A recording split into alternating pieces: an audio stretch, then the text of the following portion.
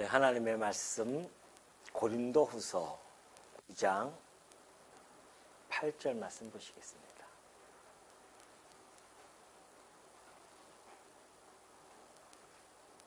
고린도후서 9장 8절입니다.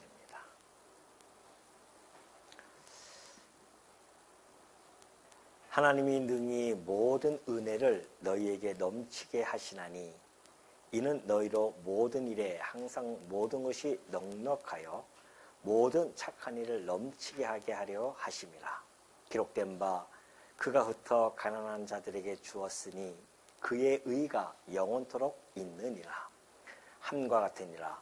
심는 자에게 씨와 먹을 양식을 주시는 이가 너희 심을 것을 주사 풍성하게 하시고 너희의 의의 열매를 더하게 하시리니 너희가 모든 일에 넉넉하여 너그럽게 연보를 하면 그들이 우리로 말미암아 하나님께 감사하게 하는 것이라.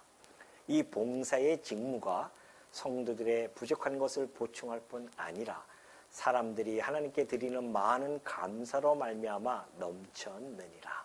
이 직무로 증거를 삼아 너희가 그리스도의 복음을 진실히 믿고 복종하는 것과 그들과 모든 사람을 섬기는 너희의 후한 연보로 말미암아 하나님께 영광을 돌리고 또 그들이 너희를 위하여 간구하며 하나님이 너희에게 주신 지극한 은혜로 말미암아 너희를 사모하느니라.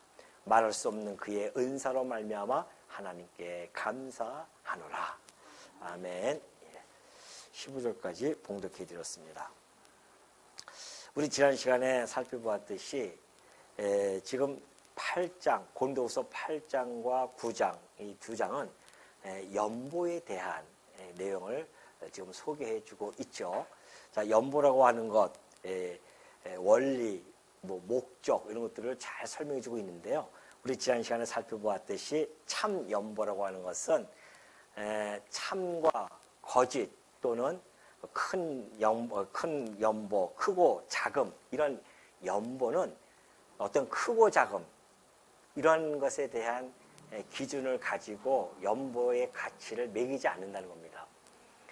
참 연보라고 하는 것은 오로지 마음으로 드려지는 그 연보, 그래서 그 인색함이나 억지가 아닌 즐거움으로 드려지는 그 연보, 그래서 하나님 주시는 그 은혜에 감동하고 감격해서 그 마음을 가지고 하나님께 감사한 그런 마음으로 준비해서 드리는 연보가 참 연보임을 잘 설명해 준 바 있죠. 자, 오늘은 계속해서 연보의 어떠한 효과와 그리고 결과들을 하나하나 또 바울이 진술해 가고 있습니다. 자, 먼저 8절에 보면 그래요. 하나님이 능히 모든 은혜를 너희에게 넘치게 하시나니 이는 너희로 모든 일에 항상 모든 것이 넉넉하여 모든 착한 일을 넘치게 하려 하심이라. 8절을 여러분 읽으시면서 뭔가 이렇게 특이한 상황이 있죠? 뭐 같습니까? 예, 모든이라는 단어가 4번이나 전개해 나가고 있어요. 자, 모든 은혜를 또 모든 일에 또 항상, 이것도 항상도 뭐 같이 포함될 수 있으며 그리고 모든 것이 넉넉하여 모든 착한 일을 이런 식으로 이 모든이라고 하는 이 단어를 통해서 강조를 좀 해주고 있는데요.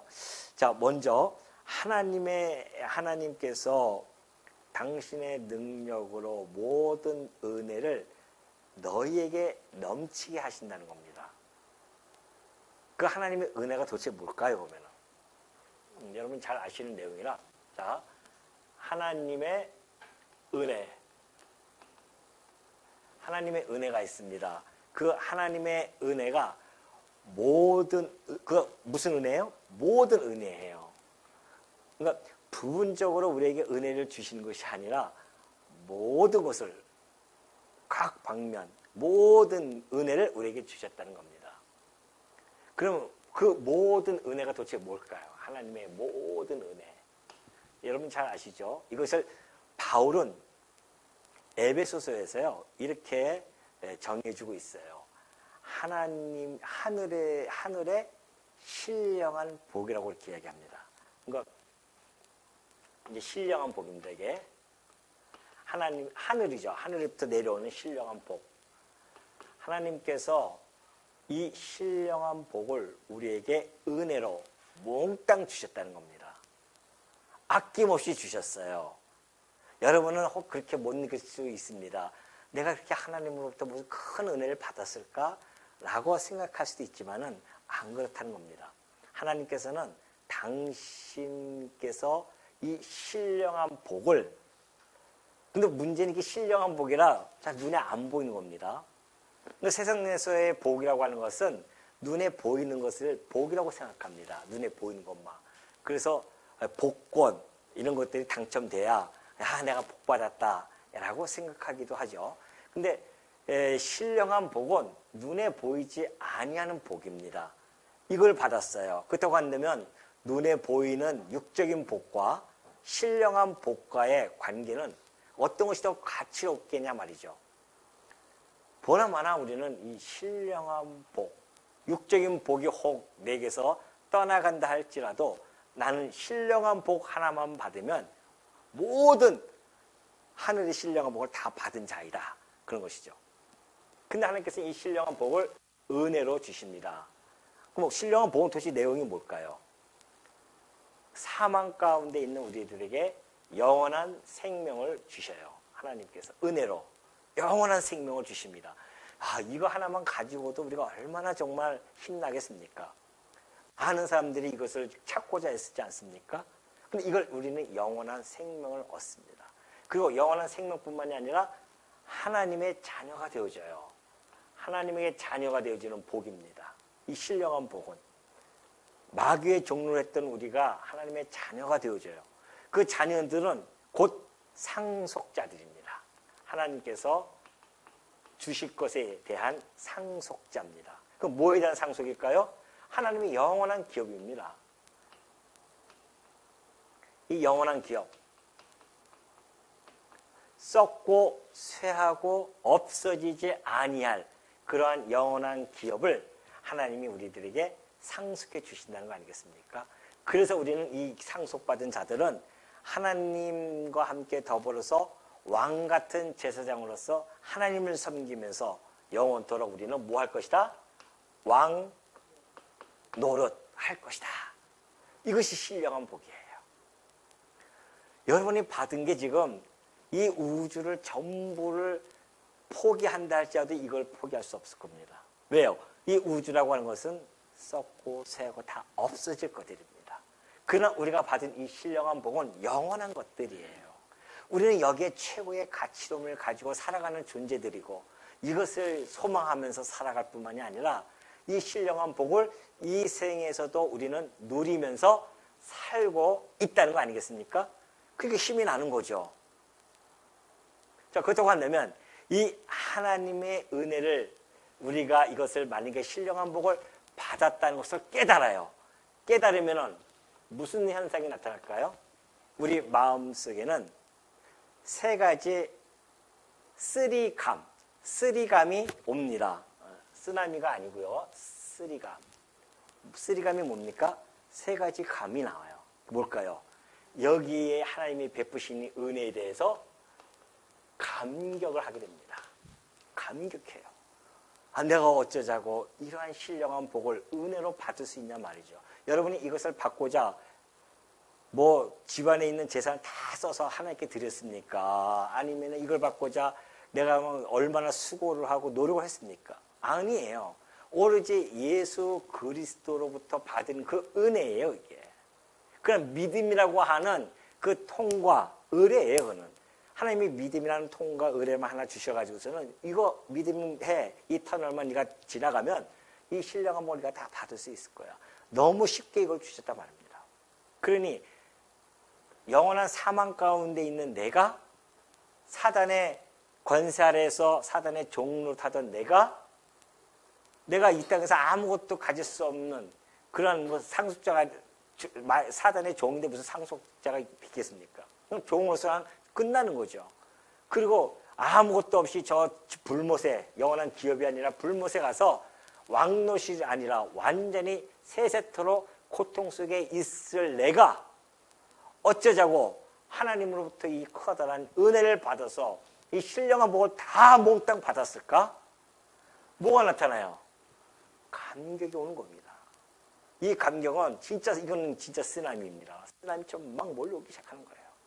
이 감격에 의해서 나는 내 마음속에는 감동이 물밀듯이 막 치는 거예요. 감동하는 겁니다.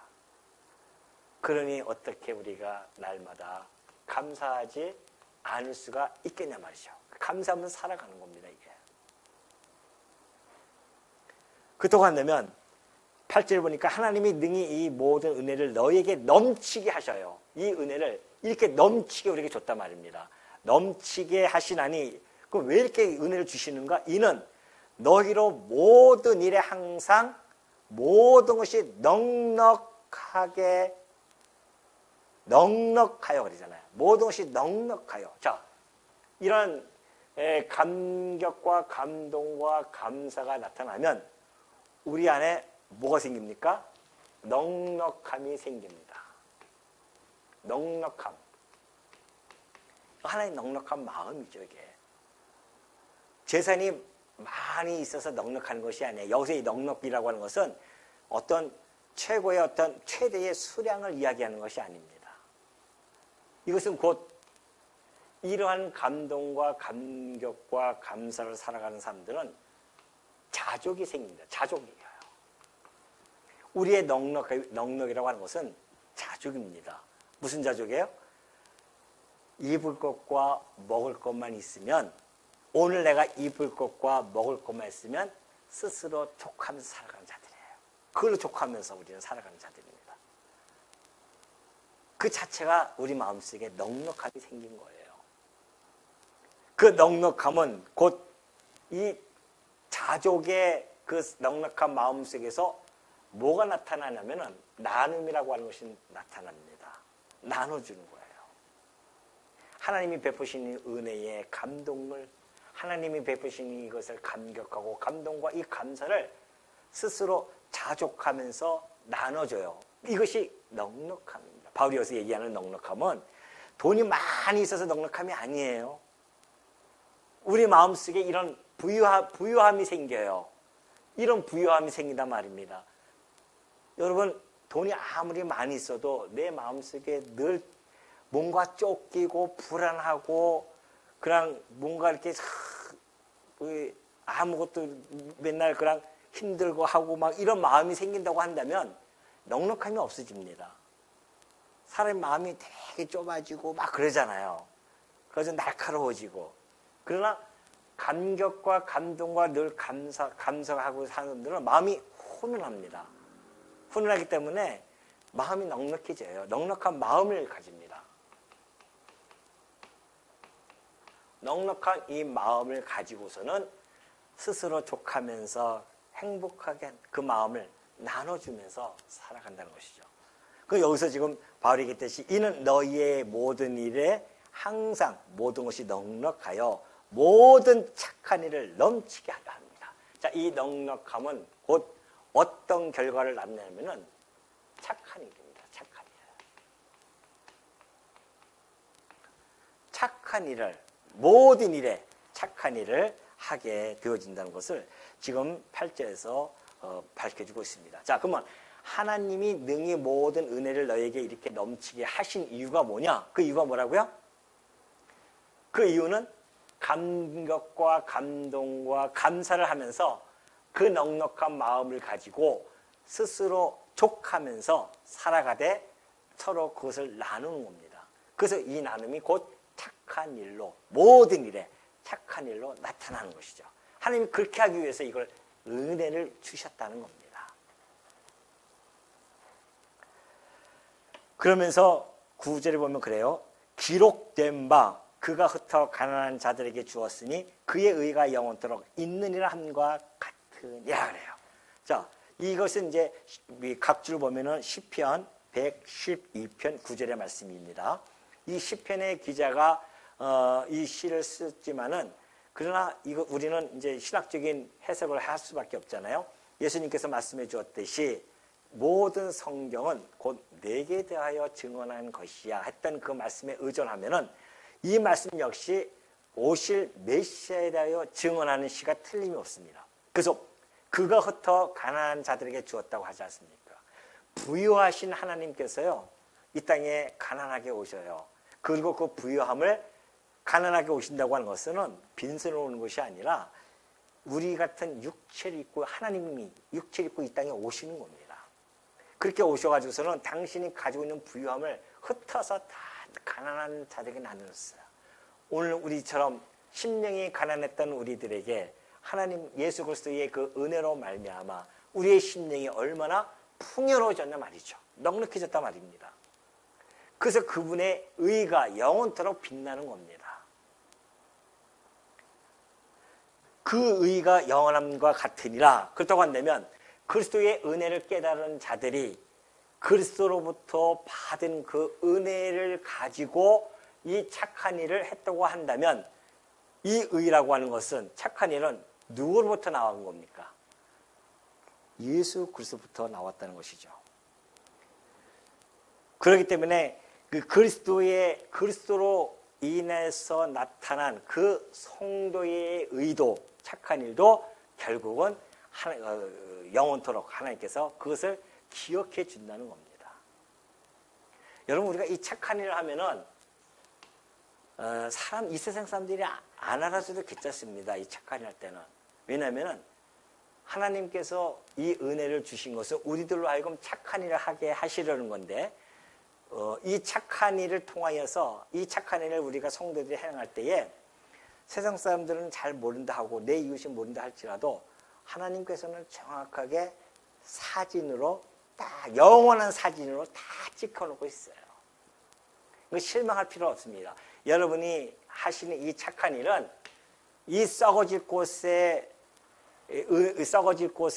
모이는 것이 아니라 좀과 동록이 해하지 못하는 저 하늘의 창고에 쌓아놓은 겁니다. 하나님께서 그걸 다 찍어서 거기다 쌓아놓고 있어요. 그 의가 영원토록 하나님께서 인정해 준다는 겁니다. 그러니까 이 착한 일을 하면서 우리는 하나님, 비록 그리스도의 은혜에 힘입어서 우리는 이 일을 해 나가지만은, 그러나 그것이 나의 이 착한 일을 통해서 먼저 그리스도의 의가 드러날 것이고, 더불어서 그리스도와 한 몸 된 우리들도 그 착한 일을 통하여 우리의 의가 하늘나라에 차곡차곡 쌓인다는 사실입니다. 그러니까 우리가 실망할 필요 없어요. 이 땅에서 우리가 착한 일을 해나가면서 누가 알아주든 안 알아주든 실망할 필요가 없습니다. 오로지 누가? 하나님만이 이것을 알아주시기 때문에 우리는 이 성도에 대해 섬기는 일, 이것이 착한 일도 역시 성도를 섬기는 일입니다. 이 성도 섬기는 일은 하나님이 일찍이 다 알고 계시다는 사실.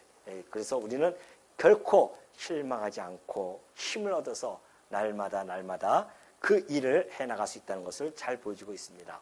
그러면서 10절에 보면 그래요. 심는 자에게 씨와 먹을 양식을 주시는 이가 너희 심을 것을 주사 풍성하게 하시고 너희의 의의 열매를 더하게 하시리니 너희가 모든 일에 넉넉하여 너그럽게 연보를 하면 그들이 우리로 말미암아 하나님께 감사하게 하는 것이라. 자,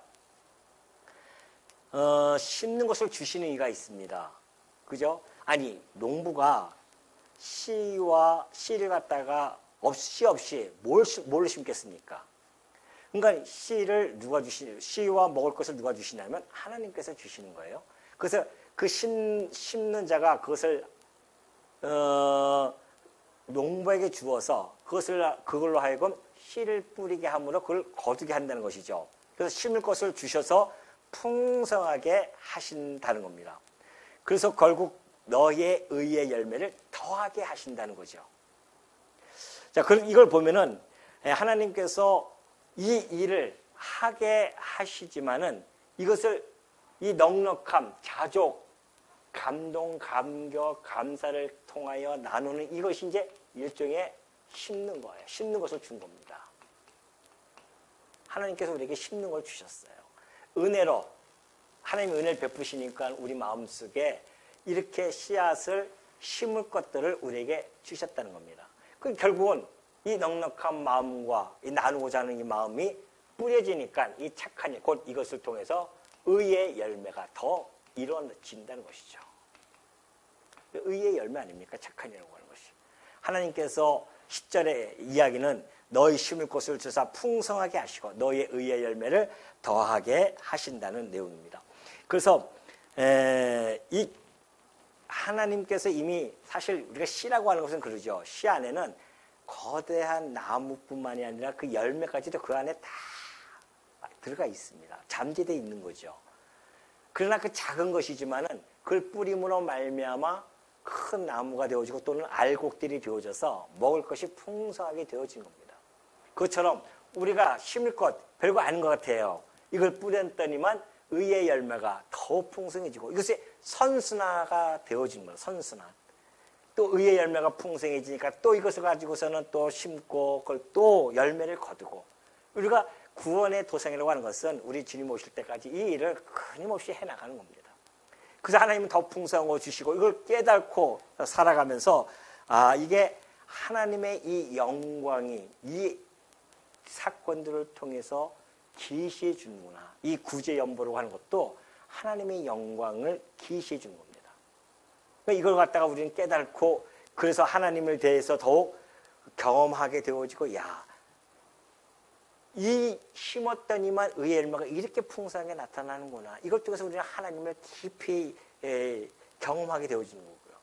또 하나님에 대한 이해도 풍부해지고 하나님이 이런 일들을 통해서 우리들을 점점 자라나게 하시고 견고하게 하시고 이런 모습을 보면은 하나님이 얼마나 은혜가 풍성하시고 부유하시며 너그러우시며 당신의 백성을 어떠한 방식으로 이끌어 가시는지를 너무나 잘 보여주고 있죠. 그럼 11절 보면 그래요. 너희가 모든 일에 넉넉하여 너그럽게 연보를 하면 자 모든 일에 이렇게 넉넉해가지고 연보를 해요. 그들이 연보를 해가지고서는 그들이 우리로 그들이 누구냐면 예루살렘 성도입니다. 예루살렘에 연보가 가죠. 그러면 그들이 우리로 말미암아 그들이 가지고 바울 일행이 가지고 갔어요. 갔더니만 하나님께 감사하게 하는 것이라 그래요. 이들의 넉넉함이 예루살렘 교회에게 전해집니다. 이것이 이제 이 착한 일이 이제 나오죠. 성격이 그것이 곧 구제 연보로 갑시다. 구제 연보. 뭐 각종 연보도 마찬가지지만 구제 연보를 통하여서 이걸 전달해 줍니다. 전달해 줬더니만 그들이 예루살렘 성도들이 이걸 받고서는 얼마나 감사하겠어요. 너무너무 감사가 나오는 거죠. 그래서 하나님께서 당신의 자녀들을 통해서 이것을 이쪽에 있는 성도들이 부족한 것을 이쪽에 있는 성도의 넉넉함이 채워줍니다. 채워줌으로 말미암아 그래서 교회라고 하는 것은 하나의 일치성을 보여주는 거예요. 저 교회와 이 교회가 단절되어진 것이 결국입니다. 교회의 일치성이 있어요. 일치성이 있을 뿐만이 아니라 교회의 보편성도 이야기해주고 있어요. 그래서 서로가 다 연결이 되어져서 보편적으로 다 함께 그 일치를 향해서 또 보편적으로 그렇게 퍼져나가면서 교회가 서로 교제와 그리고 그리스도의 머리 되신 그리스도를 통해서 한 교회로서의 모습을 여기서 지금 잘 보여주죠. 그렇기 때문에 내가 이거 심으면은 내가 혹시 나눠줬을 때에 나는 부족하면 어떡하나? 그렇지 않다는 겁니다. 그 일찍이 우리 주님께서 누가복음 38절을 통하여 잘 설명해 주었어요. 주라, 우리 주님이 하신 말씀이에요. 주라, 그리하면 너에게 줄 것이니 곧 후히 되어 누르고 흔들어 넘치도록 하여 너에게 안겨줄 것이다. 그래요. 너희가 헤아리는 그 헤아림으로 너희도 헤아림을 도로 받을 것이라는 거 아니겠습니까? 자, 여기서 너희들이 가지고 있는 그 넉넉함이 있다고 한다면 그것을 나눠주라는 겁니다. 그러면 나중에 후히 되어 누르고 흔들어 넘치도록 하나님께서 또 의의 열매를 더 풍성하게 채워줄 것이다. 이런 내용을 잘 알고 있었던 바울은 빌립보 성도들에게도 동일하게 그렇게 편지를 쓴 겁니다. 그 빌립보 성도들이 연보를 해서 바울에게 갖다 줬어요. 연보가 바울이 감옥에 갇혔을 때에 얼마나 힘들겠습니까? 그때에 바울이 편지 써서 이렇게 설명해 준 거예요. 나의 하나님이 그리스도 예수 안에서 영광 가운데 그 풍성한 대로 너희 모든 쓸 것을 채우실 것이니까 염려하지 마라. 너희의 넉넉함이 나의 부족함을 채워주고 있는데 그렇다고 해서 너희가 걱정하지 말라는 겁니다. 하나님께서 후히 주시는 그 하나님, 풍성하신 그 하나님께서는 반드시 너희 쓸 거, 필요한 것들을 채워주실 것이라는 것이죠. 그 제가 늘 연보 기도할 때마다 이걸 기도하는 거 아닙니까? 우리에게 필요할 필요를 채워주시는 하나님. 우리가 연보했사오니 그 필요한 것도 또 채워주실 줄 믿는 것. 그렇게 해서 우리가 하나님을 경험하는 겁니다. 연보도 하나님을 경험하는 거예요. 그럼 단순하게 연보 돈이 왔다 갔다 하는 그 의미가 아닙니다. 그게 단순한 의미가 아니에요. 연보 생활을 통하여 하나님의 그 풍성함, 부유함을 우리가 경험하게 되어지고 하나님을 좀 더 깊이 이해할 수 있는 그러한 방식이에요. 이런 것들이. 자, 그래서 이제 12절에 보면은 이 봉사의 직무가 성도들의 부족한 것을 보충할 뿐 아니라 사람들이 하나님께 드리는 많은 감사로 말미암아 넘쳤느냐. 이 봉사의 직무라고 합니다. 이 착한 일 갖다가 봉사의 직무가 성도들의 부족한 것을 보충했대요. 자, 그렇다고 한다면 이 봉사의 직무의 효과가 무엇인가? 자, 이게 이제 의의 열매, 봉사의 직무. 이 봉사하는 겁니다. 성도 섬기는 일이에요. 봉사의 직무. 이 봉사의 직무를 크게 봉사의 직무를 통하여 나타나는 효과가 있습니다. 이것이 이제 크게 두 가지 효과가 나타나죠. 첫 번째는 물질적인 겁니다. 물질적. 여기가 좀 나오죠. 12절에. 봉사의 직무가 성도들의 부족한 것을 보충한다고 하는 겁니다. 부족을 채워주시는 거예요. 부족을 채워가라. 성도의 부족함을 채우는 것. 이것이 물질적인 효과가 나타나는 거 아니겠습니까? 성도들의 이 착한 일, 곧 구제 연보를 통하여서 하는 이것들은 성도들에게, 다른 성도들에게 부족함을 채워주는 효과를 발생하고요. 두 번째는 영적인 효과도 나타납니다. 그것이 곧 뭐냐? 하나님께 감사하게 하는 겁니다. 영적인 효과가 나타나요. 착한 일을 통해서 구제 연보를 했더니만 이들이 그 연보를 받은 예루살렘 성도들이 연보를 받고서는 부족하잖아요. 지금 다 부족한 상태에 있는 그 성도들인데 그것이 채워줍니다. 그걸 체험을 받고서는 하나님께 감사가 나온다는 거 아니겠어요? 그러니까 하나님이 이 모든 일을 지금 섭리해 가시는데 하나님의 이게 지금 계시가 너무나 선명하게 지금 나타나고 있는 것이죠. 이걸 통해서 하나님이 무엇을 나가시려고 하는 것인가? 단순하게 돈이 왔다 갔다 해서 배를 채우고 이런 정도의 세상에서 이야기하는 그런 구제 그런 헌금, 구제 이러한 상태 정도의 것이 아니라는 겁니다. 그런 신학적 깊은 의미가 있어요. 구제연보를 통해서 결국은 성도들은 하나님께 감사를 돌리는 그러한 것까지 나타나게 된다는 것을 잘 보여주죠. 그러면서 13절 보면 그래. 이 직무로 증거를 삼아 너희가 그리스도의 복음을 진실히 믿고 복종하는 것과 그들과 모든 사람을 섬기는 너희의 후한 연보로 말미암아 하나님께 영광을 돌리고 그러죠. 결과가 정확하게 나타납니다. 자, 이 직무로 증거가 되어지는데 지금 고린도 성도들이 이 봉사의 이 직무를 통해서 뭐가 나타나냐면은 그들이 그리스도의 이 복음, 그리스도의 이 복음을 진실히 믿는 것, 그리고 복종하는 것이 나타난다는 겁니다. 저 하나님의 은혜를 받았어요.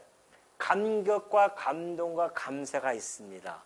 그래서 이 하나님의 이 믿음, 그리스도를 믿고 그 은혜에 감동하는 자들이 만약에 이 일이 넉넉함 속에서 이 일이 나타나지 않는다고 한다면 의심을 해봐야 된다는 겁니다.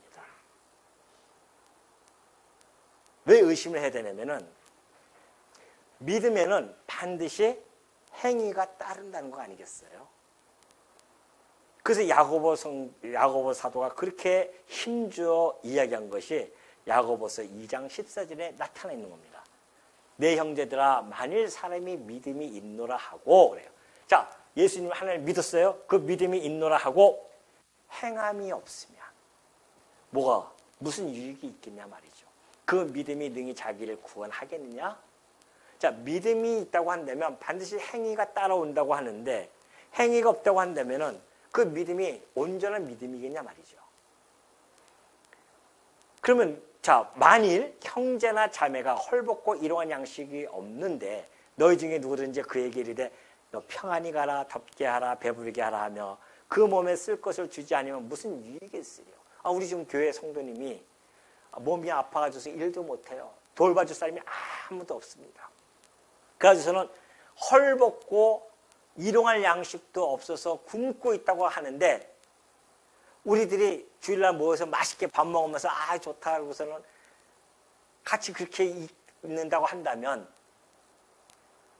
그것이 도대체 우리의 믿음은 무슨 유익이 있는 것이죠. 만약에 우리 지체 중에서 정말 헐벗고 굶주려서 오늘도 굶고 옆에서 돌봐줄 사람이 아무도 없다고 한다면 그건 반드시 교회가 책임을 지고 그 구제를 해줘야 된다는 것이죠. 그런데 그것도 안 하면서 야, 너 평안히 가라, 덥게 하라, 배부르게 하라, 추운데 배고프면 좀 먹어라, 추우니까 좀 덥게 하라, 암만 그래봤자 아무 의미가 없는 겁니다. 그러면서 이와 같이 행함이 없는 믿음은 그 자체가 죽은 것이라는 겁니다. 그렇다고 하면 지금 바울이 얘기하는 것은 고린도 성도들이 이렇게 이러한 과정 속에서 이러한 착한 일, 곧 봉사의 직무를 통하여 나타난다고 하는 것은 그들의 믿음이 행위가 나타나는 것이다. 그런 것이죠. 그러면서 그들과 모든 사람, 곧 예루살렘 성도뿐만이 아니라 그 모든 사람에게 모든 사람을 섬기는 너희의 후한 연보로 말미암아 하나님께 영광을 돌리게 된다는 겁니다. 이게 이 목적이자 결과물입니다. 후한 연보를 통하여서 그 결과는 어떤 결과가 나타나는가? 하나님께 영광을 돌려드리는 겁니다. 하나님, 이게 궁극적인 사실 목적이에요. 하나님은 이런 과정을 통해서 당신의 영광을 계시해 주는 겁니다. 그래서 우리는 이러한 과정을 통한 우리들은 하나님께 그 영광을 돌려드리는 거죠. 그러니까 우리가 이 착한 일을 하는 것은 하나님의 손과 발뿐이지 모든 근본의 원천은 이 착한 일을 하는 근본의 원천은 하나님의 은혜로부터 나오기 때문에 하나님이 그 은혜의 근원자이십니다. 이 착한 일의 근원자라는 것이죠. 그러니까 이것을 만약에 모른다고 하면은 이 착한 일을 행하면서 자기 의가 드러나요. 이런 과정 없이 착한 일을 한다, 연보를 한다, 그러면 자기 의가 드러나서 자기의 들보는 보지 못하고 상대방의 티를 갖다가 끄집어내는 경우가 참 많이 있습니다. 그래서 나는 이렇게 연보하는데 저 사람이 연보 왜 안 해? 저 사람은 왜 이렇게 나는 하는데 왜 나는 이렇게 해? 저 사람은 나는 이렇게 사랑을 하는데 저 사람은 왜 사랑을 못해? 이러면서 비판 의식이 나타나요. 이거는 교만이 이미 그 마음속에 사로잡은 겁니다. 우리가 이 착한 일을 하는 것은 착한 일을 하고서는 하나님의 이 영광만이 드러나야 되지 그것이 상대편에 대한 손가락질로 만약에 가게 되어지면 그것은 이미 이게 여기가 단절되어진 사람입니다. 착한 일만 하는 것이지 하나님의 은혜에 감동해서 넉넉한 마음으로 하는 것이 아니라는 것이죠. 이거 매우 중요한 겁니다. 누구든지 이건 할 수 있어요. 세상 사람들 다 한단 말입니다. 성도와 세상 사람이 하는 일은 달라요. 세상 사람들은 이 착한 일을 할 수 있습니다. 다 많이 하잖아요. 그러나 그들은 이걸 통해서 자기 의가 드러나요. 그래서 그 사람의 부족한 체험은 물질적인 것은 효과를 볼 수 있습니다. 그러나 이 영적인 하나님께 감사와 하나님께 영광을 돌려드리는 건 없어요, 이게. 그래서 아무 의미가 없어지는 겁니다. 근데 교회 내에서도 만약에 이 하나님의 은혜에 감동해서 하지 아니하면 자기가 드러나게 되어져 있습니다. 그러니까 교회를 비판하고 성도를 비판하면서 자기 의를 드러내고자 그런 자들이 많이 있거든요. 이것은 하나님의 은혜를 깨닫지 못한 그러한 삶의 방식이라는 것을 분명하게 나타나고 있는 거죠. 이것을 만약에 깨닫고 하는 사람들은요, 아니에요. 자기의 눈 속에 있는 들보를 보려고 애쓰지 성도의 그 눈 속에 있는 티를 보려고 애쓰지 않습니다. 늘 자기를 돌아보고 자기를 성찰하고 말씀을 들으면 자기를 성찰해야지 왜 남을 비판하냐 말이죠. 하나님의 은혜를 깨닫지 못했다는 겁니다. 자기 의가 드러난다는 것이죠. 그래서 바울이 여기서 얘기했듯이 너희가 이 직무로 증거가 되어지는 겁니다. 이들이 이 직무의 증거를 통해서 이들이 정말 하나님의 그 은혜를 깨달은 자들이었구나 라는 것을 알 수가 있는 것이죠. 그러면서 또 14절 그들이 너희를 위하여 간구하며 하나님이 너희에게 주신 지극한 은혜로 말미암아 너희를 사모하느니라 그래요. 그들이 누굽니까? 예루살렘 성도들이에요. 그들이 너희를 위하여 간구합니다. 이런 일이 어디 있습니까? 자, 구제연복을 이루어져요. 구제연복 이루어지니까 사랑의 교제가 이루어지는데 그 사랑의 교제가 뭐가 이루어지냐면은 고린도 성도들을 향한 기도가 이루어집니다. 기도하고 간구하고 그들을 사모해요. 이런 일이 벌어질 수 있겠습니까? 유대인과 헬라인들은 2000년의 역사 동안에 구별되어진 자들이었습니다.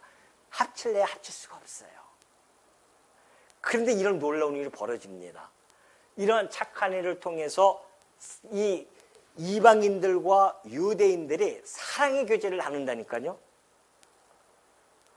교회의 일치감이 이루어져요. 그래서 그들이 기도와 간구를 해줘요. 유대인들이 이방인을 향해서 그런 적이 없어요. 2000년 동안에. 이방인들 개 돼지처럼 생각했던 자들이었었는데 어떻게 이런 일이 벌어질 수 있냐 말이죠. 유대인 성도들이 이방인 성도를 향해서 기도하고 간구하고 사모한다고 하는 것은 이방인과 유대인이 하나의 그리스도 안에서 하나가 되어졌다는 결과물입니다. 이것이 교회의 아름다움입니다. 이것이 하나님 나라의 본질이에요.